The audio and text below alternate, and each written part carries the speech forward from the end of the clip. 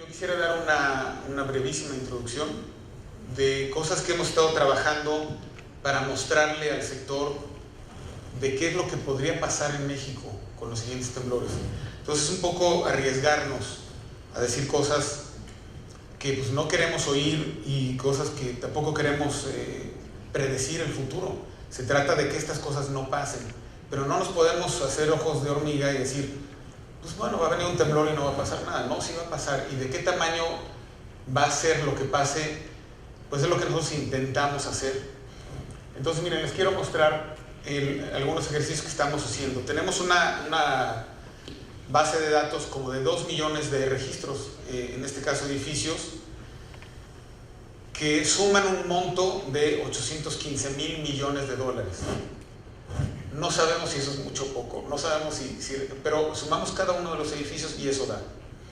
Entonces, obviamente no son todos los edificios, solamente en la Ciudad de México hay 4 millones de edificios, la mayoría son casas, pero es una cartera bastante representativa de lo que puede pasar en el país. Obviamente el Distrito Federal concentra un alto porcentaje de esto y el 50% de los estados concentran la exposición. En ese diagrama de pie ustedes pueden ver ahí el sistema estructural que contiene la base de datos. La mayoría de los edificios en México son marcos de concreto y un buen porcentaje son naves industriales por esta base de datos que tenemos. Y estas son algunas de las pérdidas que estamos nosotros estimando para esta base de datos ante estos sismos que pueden ocurrir en el futuro. La mayor sería para un sismo de 8.2 en la brecha en la costa. Estamos estimando 10,000 millones de dólares y así nos vamos moviendo. Los que usan el sistema que nosotros tenemos sabrán que el sistema, cada vez que corren ustedes las pérdidas, calcula 50,000 temblores. Aquí les estoy mostrando 8 de esos. Entonces, cada vez que corre el sistema, que luego dicen, híjoles, que tarda mucho, tarda una hora, está corriendo 50,000 temblores y está calculando las pérdidas de todos sus edificios cada vez que hace eso. Entonces, estos son solamente unos cuantos. Y ahorita con más detalle vemos los demás. Por ejemplo, este es un sismo local. Si hoy ocurriera un sismo de magnitud 5 aquí debajo de la Ciudad de México, esas serían las pérdidas estimadas, serían del orden de 2,000 millones de dólares. Es un temblor poco frecuente, pero ha ocurrido. Está documentado, han ocurrido temblores locales en la Ciudad de México, muy parecidos al de Guadalajara que comentaba Mauro, y la distribución de pérdidas estaría de ese orden, en ese tipo de estructurales. Vámonos a los sismos grandes. Por ejemplo, si hoy volviera a ocurrir el terremoto del 85, con esta base de datos, con esta cartera que les mostré, las pérdidas que podrían ocurrir son de 3,000 millones de dólares. En el terremoto fueron más las pérdidas, ¿no? Pero aquí estamos tomando en cuenta edificios que generalmente están asegurados. O sea, estamos hablando de pérdidas de edificios importantes, ¿no? De vivienda, de oficinas, hospitales, etc. No estamos metiendo puentes ni otro tipo de estructuras. Y solamente son pérdidas directas de la estructura, no están considerados los contenidos. Y vean aquí algunos mapas que hacemos. Por un lado, la figura de la izquierda arriba, la mancha en azul, es todo el área que se va a romper en la zona de subducción. En la parte de Zihuatanejo pues habría daños, en Iztapa habría algunos daños, ahí está el mapa, y en la Ciudad de México también habría daños, y aquí es sobresaliente mencionar que siempre pensamos en la zona centro de la ciudad, pero como hemos estado observando, los daños se van a extender hacia también el Estado de México, y también Xochimilco, Tláhuac, Iztapalapa, etcétera, que son zonas que han crecido mucho con edificios que se dañan con los temblores y que en el 85 no había. Este es un ejemplo de las cosas que hoy podemos hacer con las herramientas que tenemos. Fíjense cómo en el caso de la Ciudad de México, esta base de datos es muy detallada. O sea, podemos hacer mapas como estos, en donde aquí se ve con rojo los edificios que están en más riesgo, que representan las mayores pérdidas. Esta base de datos es del 2010, ojalá la pudiéramos actualizar. Esta la obtuvimos del gobierno de la Ciudad de México para un proyecto que hicimos, y pues es bastante el detalle que se puede tener, ¿no? Y por último, el sismo más grande que estamos esperando. Puede haber más grandes, ya nos dirá el doctor Suárez qué podríamos esperar, pero digamos que es razonable, o sea, un poco más grande que el terremoto del 85, pero que ocurra en Acapulco.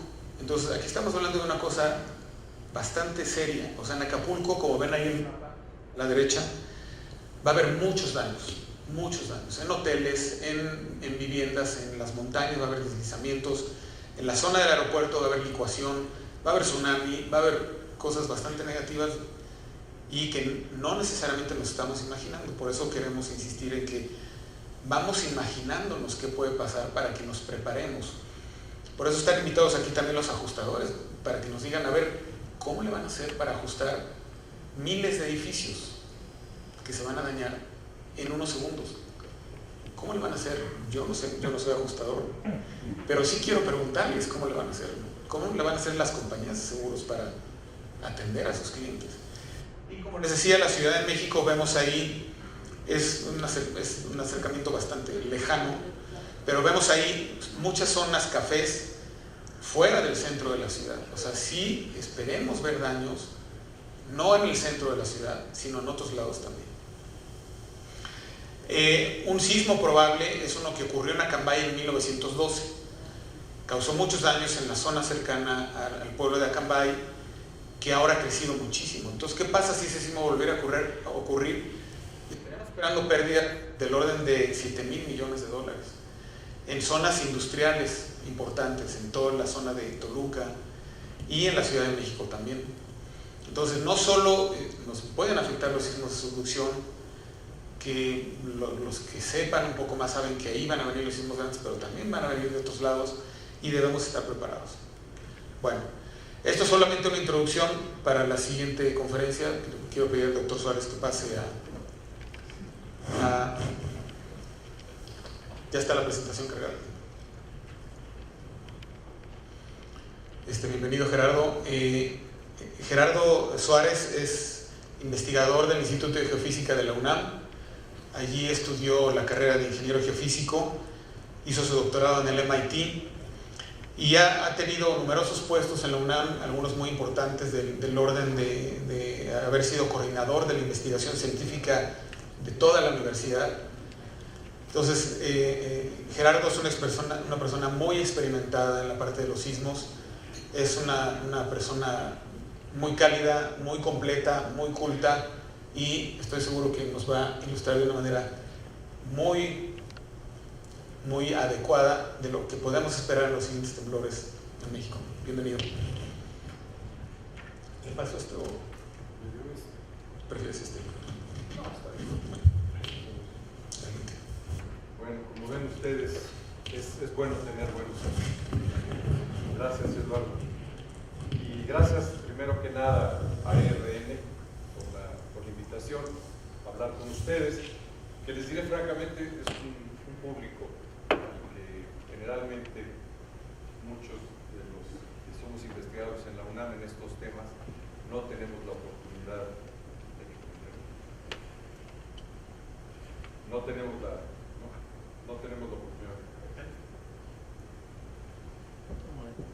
¿Me oyen así? Porque si no. Sí, pero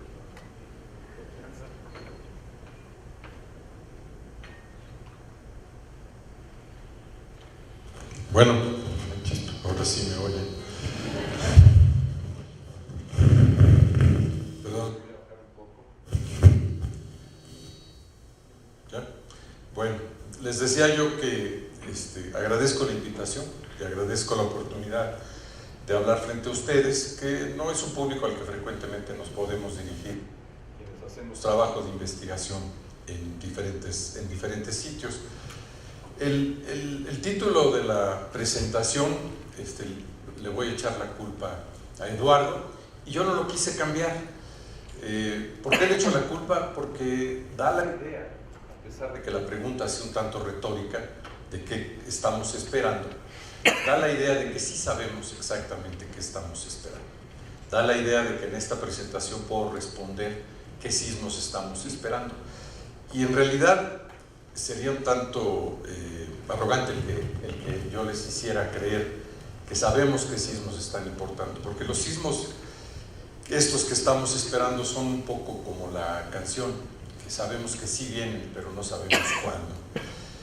Y ese es parte del problema, como quiero discutir con ustedes. Uno de los problemas fundamentales que tenemos que ver, estábamos basando antes del 85, inmediatamente después del 85, nuestras premisas sobre la sismicidad en México, el peligro sísmico y el riesgo potencial eran de esta naturaleza. La primera premisa que habíamos establecido era que el peligro sísmico provenía fundamentalmente de la costa, que eso era en realidad la región por la cual deberíamos de preocuparnos. Y creo que han ustedes oído, la brecha de Guerrero en particular, creo que han ustedes oído de las presentaciones anteriores, particularmente de esta última presentación de Eduardo, que este no es el caso, que hay otro tipo de sismos menos frecuentes y de menor magnitud, pero muchas más cercanas a las poblaciones. Por otro lado, las fuentes sísmicas, decíamos, que deben preocuparnos de nuevo, están a lo largo del Pacífico, y que a lo largo del Pacífico la magnitud máxima que deberíamos esperar era 7.9 a 8.1. ¿Por qué? Porque en los últimos 100 años, es decir, desde que hay instrumentos sismológicos en el mundo, que viene de principios del siglo XX, observamos que no ha habido sismos mayores que esos. Pero la pregunta es, ciertamente, ¿es válida esta premisa o no lo es? Y parece que no es el caso. Y por otro lado, también pensábamos ya un poquito más en detalle que los sismos ocurrían de manera regular en ciertos segmentos de una falla, es decir, que a lo largo de una falla geológica, ciertos segmentos de la misma, de manera recurrente, estos sismos característicos se daban una y otra vez. Y también hemos tenido experiencias recientes que nos muestran que no es el caso. Y por otro lado, pues también estábamos muy despreocupados de los tsunamis. Pensábamos que los tsunamis no era un problema nuestro, es una palabra japonesa, eso es problema de ellos, y nos ha sorprendido ver que efectivamente no solo hemos encontrado grandes tsunamis en la historia de México, pero hemos tenido dos experiencias recientes, el sismo de Indonesia y el sismo de Japón, que demuestran que los tsunamis pueden ser aún mucho más dañinos en términos de pérdidas que los propios sismos. El problema que enfrentamos al analizar esto es justamente el que les mencionaba antes, que nosotros tenemos 100 años de historia sísmica en el país, historia sísmica instrumental, es decir, que tenemos instrumentos que han podido medir los sismos, podemos calcular la localización con una cierta precisión y podemos también calcular la magnitud del sismo. Esto viene, los primeros instrumentos que se instalaron en nuestro país fue por ahí de 1904. Los fenómenos geológicos lamentablemente no se comportan en estas escalas de tiempo. O sea, los fenómenos geológicos se comportan en escalas de millones de años o de miles de años. Y por lo tanto, es una falsa premisa el suponer, como frecuentemente hacemos porque no tenemos otra herramienta, que lo que hemos visto en los últimos 100 años es justamente lo que vamos a hacer en el futuro. Yo les pongo una analogía que siempre me gusta hacer con mis alumnos, que es llevarlos al Xitle. No sé si algunos de ustedes... Si ustedes van al Xitle y conocen Pedregal, San Ángel y Ciudad Universitaria y parte de la delegación Coyoacán, es difícil imaginar que esas lavas tienen apenas 1800 años. 1800 años. Había ya culturas prehispánicas que fueron destruidas por la erupción. Si tomamos lo que sabemos del Valle de México en los últimos 100 años, sería inimaginable que pudiese haber una erupción volcánica, que es relativamente pequeña, pero de esa magnitud en el Valle de México. Y esta es una premisa importante que debemos considerar, que el periodo de los fenómenos geológicos es mucho más largo que la observación humana. ¿Cómo podemos extender hacia atrás este conocimiento?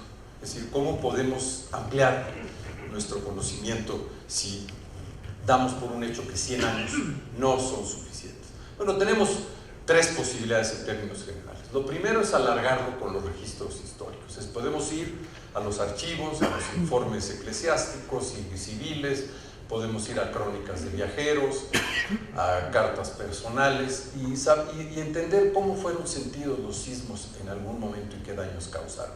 Esto evidentemente es totalmente cualitativo, pero aún así nos da una idea de la presencia, como vamos a ver, de algunos sismos importantes en el pasado reciente.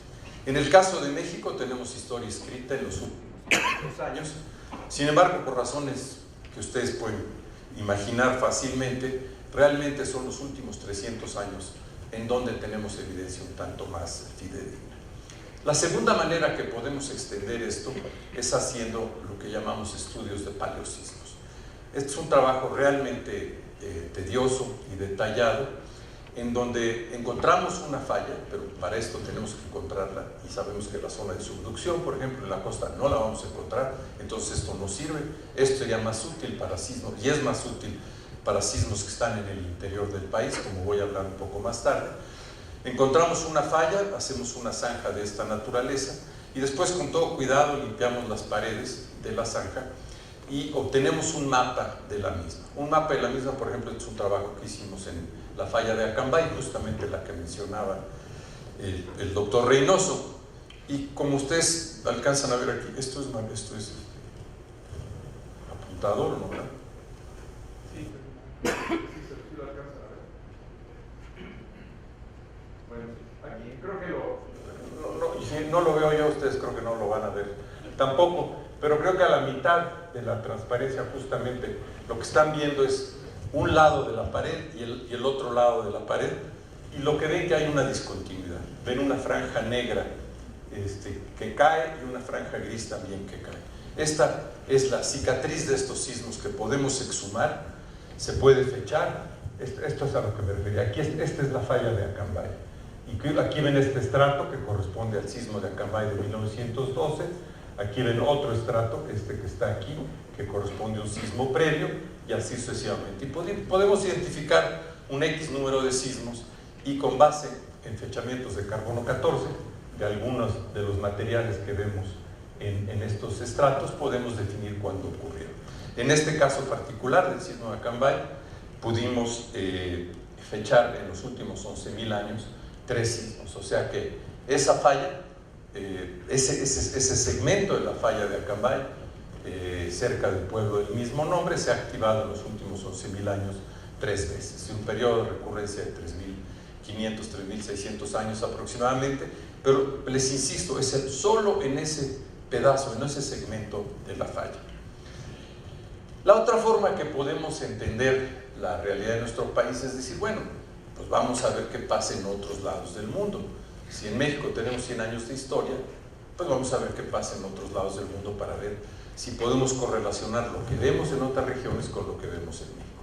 Y en este sentido, el sismo de Japón de 2011 fue una lección un tanto amarga, porque en esa zona, al igual que nosotros, los japoneses habían observado en los últimos 100 años, tal vez algunos de ustedes alcancen a leer, la magnitud 7.8, 7.7, 7.5.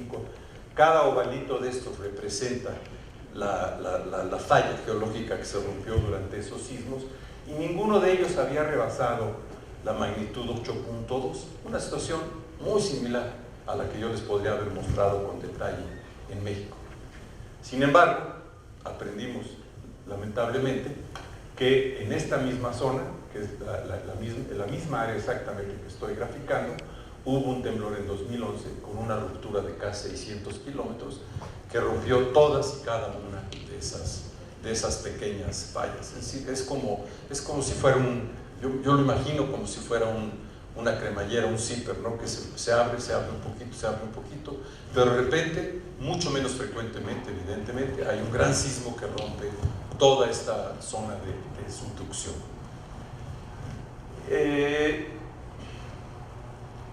Caray, ¿qué pasó?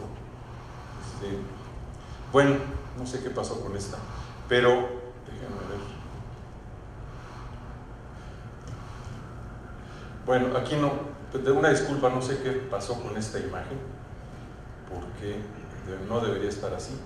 Pero bueno, viendo que se iba a hablar del temblor de Ecuador, quise mostrarles un ejemplo que les voy a pedir ahora que con un poquito de imaginación me acompañen, porque algo sucedió.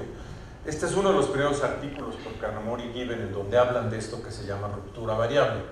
¿Qué queremos decir por ruptura variable? Que hay zonas de alguna falla geológica que tienen sismos de magnitud, digamos, moderada o de 7.88, y que de repente tienen sismos que rompen toda la falla, pueden llegar a ser de magnitud 8.6 o 8.8.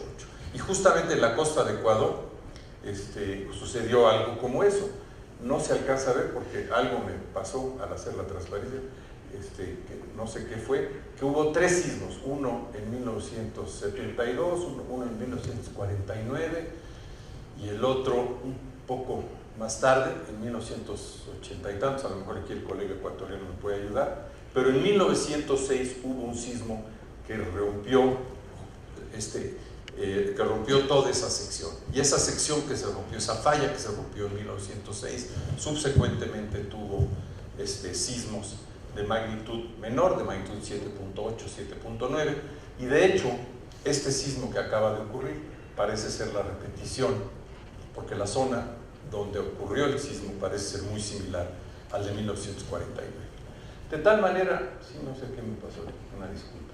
De tal manera que, pues la pregunta clave que nos queda es, ¿cómo estimamos la magnitud máxima que debemos esperar en la famosa brecha de Guerrero? Si pensamos que es la brecha de Guerrero, en donde va a venir el sismo de la zona de subducción que va a afectar a la Ciudad de México. Y tenemos que preguntarnos, ¿eso no capaz esta zona de generar un sismo mayor a 8?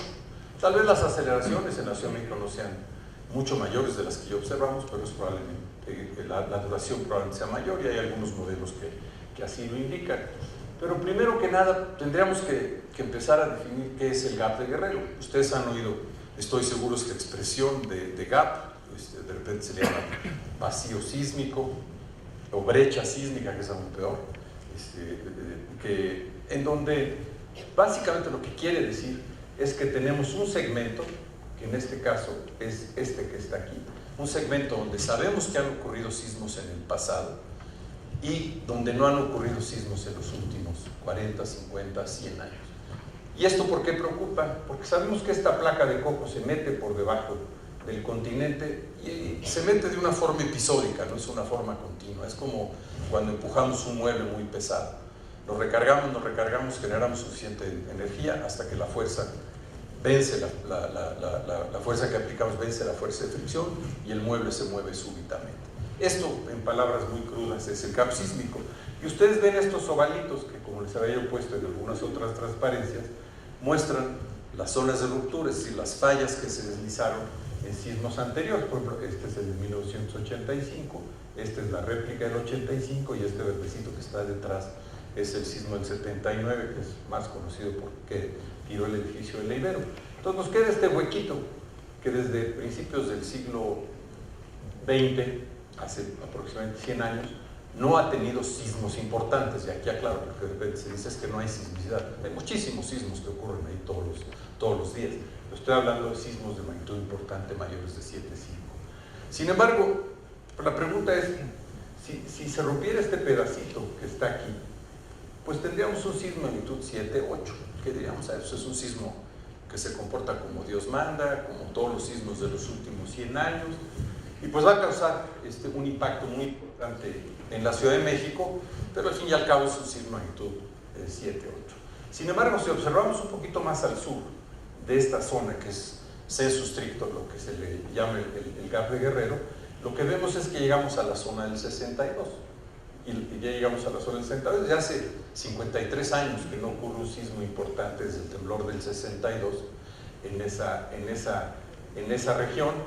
Si se extendiera la falla hasta ahí, sería un sismo de magnitud 8.2, que es un poco mayor al sismo de 1985. Pero ya, como dicen los chilenos, agarrando viento de cola, tenemos el sismo de 1957, que está aquí, que es este azulito, donde en esta región también han pasado ya aproximadamente 50 años desde que ocurrió. Y si la falla continuara y rompiera esa zona, sería un sismo de magnitud 8.4. Entonces, la pregunta que nos queda por hacer es, bueno, esto es totalmente hipotético, pero ¿ha habido sismos en el pasado en México que hayan tenido una ruptura tan grande? Pues vamos a ver de nuevo cómo podemos extender, mediante las técnicas que les comenté anteriormente, nuestro conocimiento. Y sí, en 1787 en la costa de Oaxaca, hubo un sismo que afectó una zona muy, muy grande. Aquí de nuevo, lamentablemente no tenemos otra cosa, no tenemos mediciones, no tenemos acelerogramas, no tenemos sismogramas. Lo único que tenemos es los informes y los reportes de cómo fue dañada la población en diferentes lugares y los efectos que ocurrieron.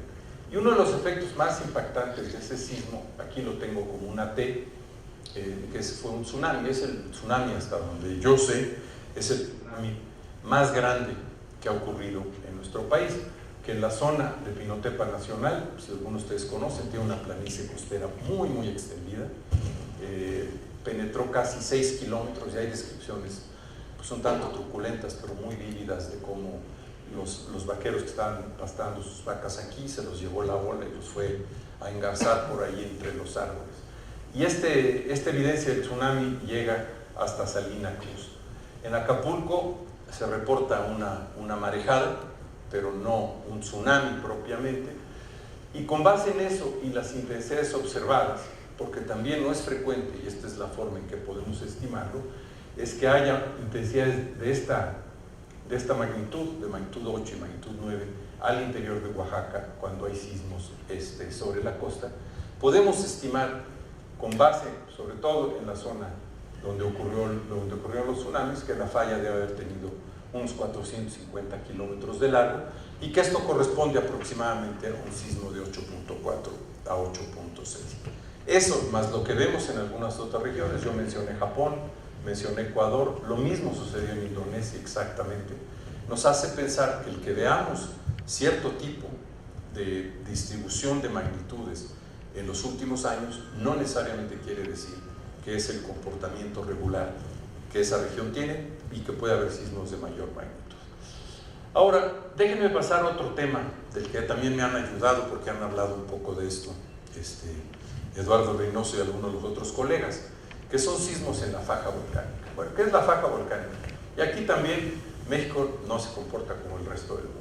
La faja volcánica es esta que está aquí, que tengo marcada en rojo, y los volcanes activos son estos volcanes que están en rojo. Volcanes activos quiere decir que han sido activos en los últimos 100 años, han tenido actividad volcánica en los últimos 100 años. En todas las otras zonas de subducción, es decir, donde una placa, como la placa de Cocos, hablábamos antes de la placa de Nazca, en una de las presentaciones del sismo de Ecuador, se mete por debajo del continente, y al meterse por debajo del continente llega a una cierta profundidad en donde genera volcanes. Y si ustedes ven, por ejemplo, en Alaska, en Centroamérica, en América del Sur, los volcanes son paralelos a la costa. En México no. En México no, por unas características muy particulares que tiene la geometría de la placa que se mete. Y es, digamos, casi oblicua a la zona de subducción. Pero es en esta zona donde han ocurrido sismos importantes en el pasado, que creo que vale la pena reflexionar. Acá de vuelta atrás.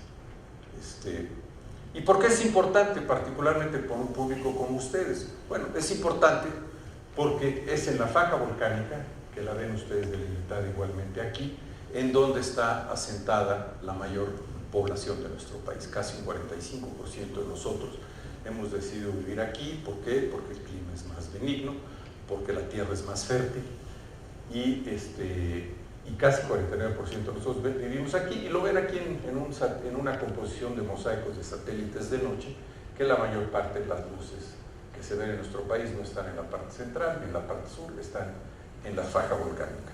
De tal manera que ahí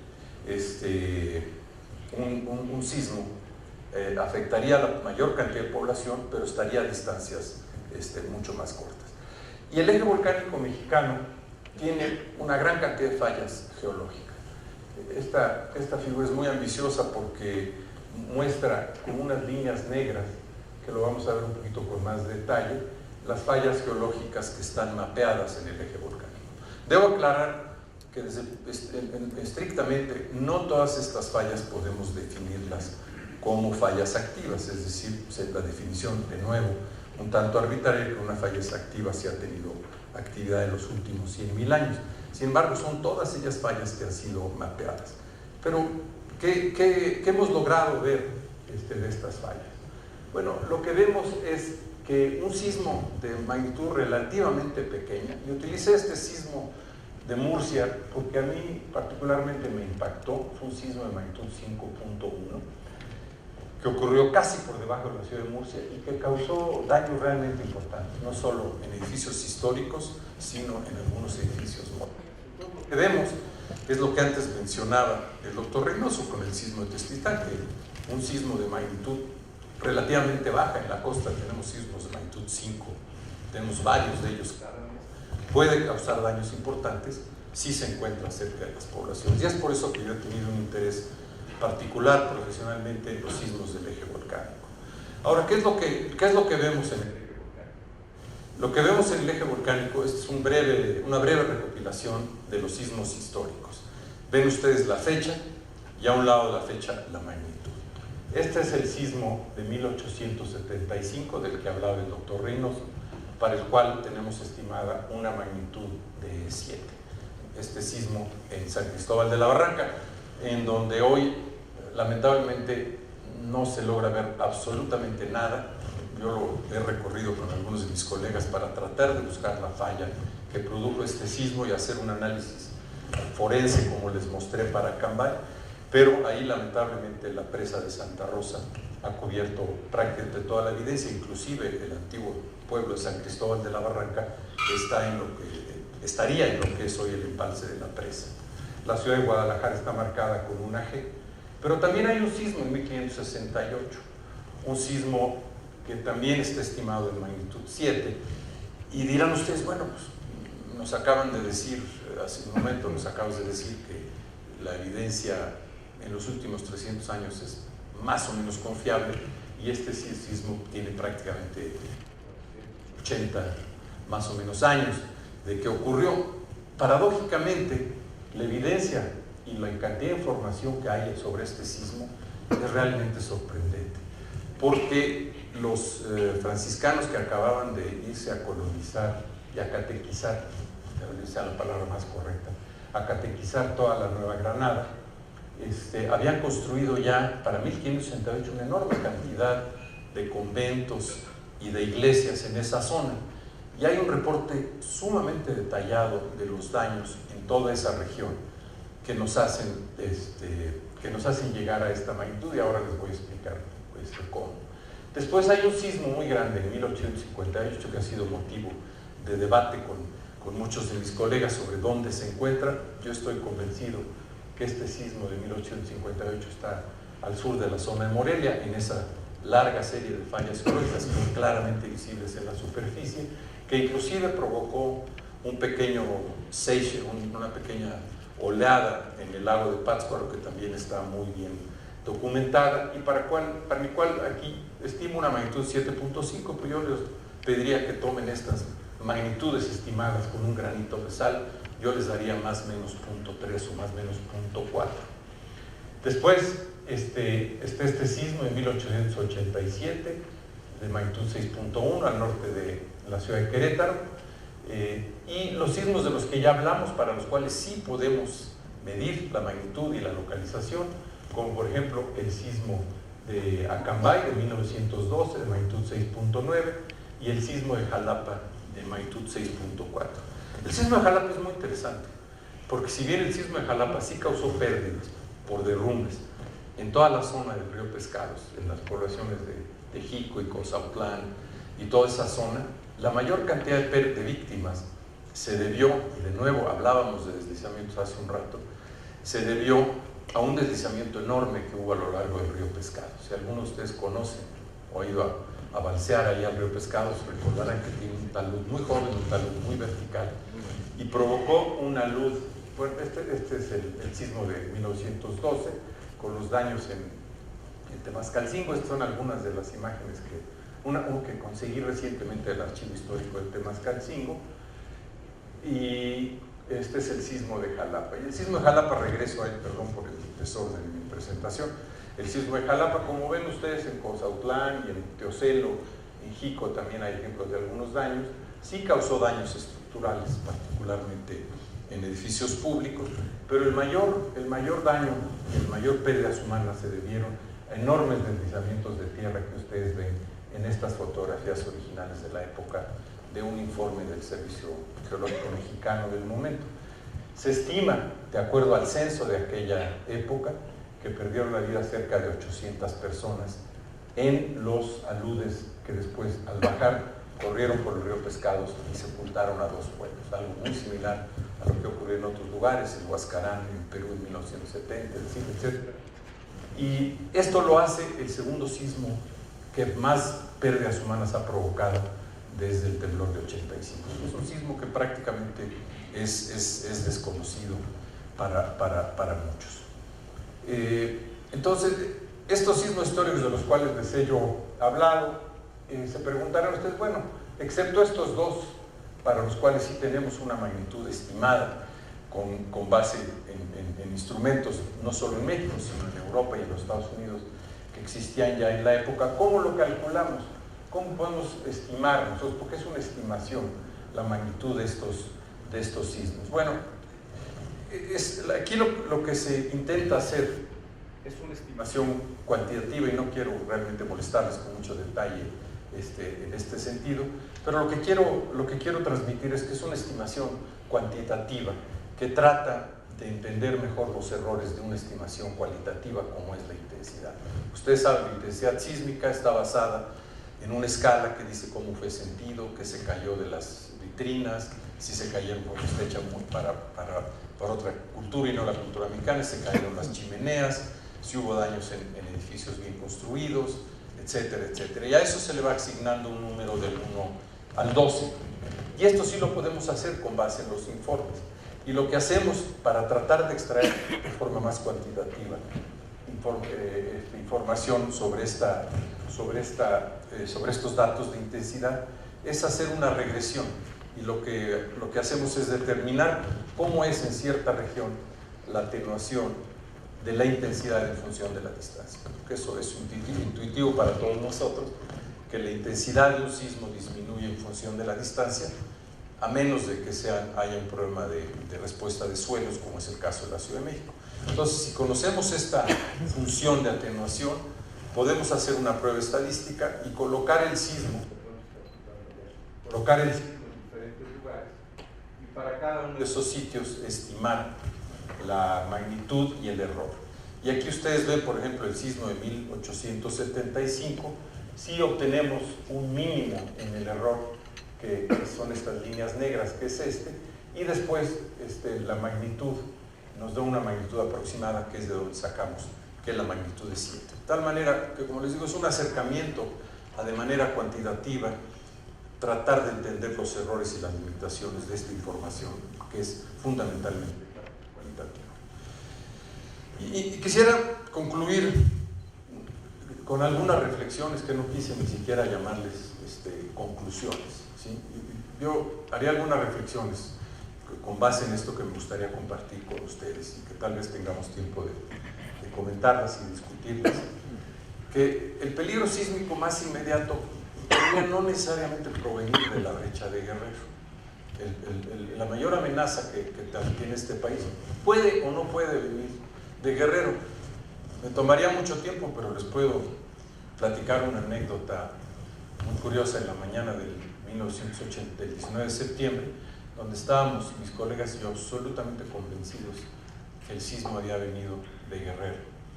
Y por azares del destino, pues no había absolutamente nada de información, todas las líneas telefónicas se habían caído, no teníamos datos ni del Instituto de Geofísica ni del Instituto de Ingeniería, y providencialmente alguien nos llevó el sismograma del sismógrafo mecánico de Tacubaya y pudimos ver que venía, pues no tanto del sur, sino más que nada venía del suroeste, y dijimos, bueno, pues vamos a decir Michoacán Guerrero. Y así fue, dijimos Michoacán Guerrero. Parece increíble el día de hoy con el internet y todo, pero recuerden que estamos totalmente aislados, no había fax, no había telex, no había absolutamente nada. Pero todos estábamos convencidos absolutamente que tenía que venir de Guerrero, pues no vino de Guerrero. Por otro lado, tenemos que aceptar como una realidad, y creo que poco a poco se están haciendo escenarios en este sentido y algunos modelos de comportamiento de la cuenca de la Ciudad de México, que el sismo podría ser mayor a este 7.9 que hemos estado esperando y esperando y esperando, y que no llega, y que no llega, y que no llega, que podría ser mayor. Pero por otro lado, y me da gusto haber oído al doctor Reynoso mencionarlo, que los sismos en la faja volcánica pueden representar una amenaza y una cantidad de pérdidas que pueden ser comparables o mayores a lo que observaríamos para un sismo en la costa, aunque sean menos frecuentes, como ya lo mencioné anteriormente. Y finalmente, que los sismos en la franja volcánica sabemos que generalmente son de magnitud mayor, no parecen rebasar aproximadamente una magnitud de 7, pero como hemos visto en el caso de 1920, en el caso de 1912, pueden causar daños importantes, tanto daños de pérdida de vidas como daños materiales. Pues de nuevo, gracias por la invitación y gracias por su paciencia.